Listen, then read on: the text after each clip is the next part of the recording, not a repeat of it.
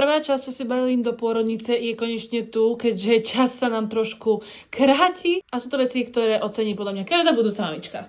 Kojacú košelu alebo také šaty, keďže ja budem rodiť v lete, takže som si zobrala s krátkým rukávom, ale ukážem vám to radšej na sebe, aby ste si to vedeli predstaviť. Za mňa je toto košela presne ten kúzok, ktorý využiješ počas tehotenstva, ale aj pri dojčení, takže nemusíš kúpať nič navyše.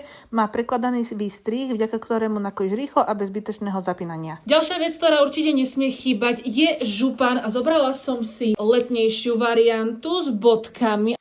A takisto ho vieš využiť pri dojčení aj počas tehotenstva. Má voľný taký kimono, strih a opasok, takže si ho jednoducho prispôsobíš presne podľa seba. Pre malého som samozrejme tiež niečo zobrala, aby sme spolu ladili. Prvé je takéto body s bodkami. Veľko som zobrala 56 a na zadnej strane je takto hávko. A je to na zips. To ste mi všetky vraveli a to je aj pre vás. Berte si vždy, ak je tam možnosť, takto so zipsom. K tomu samozrejme, aby ladil, tak som zobrala aj čiapočku v rovnakej farbe, s rovnakými bodkami, aby sme to mohli takto mať spolu, keď budeme v pôrodnici.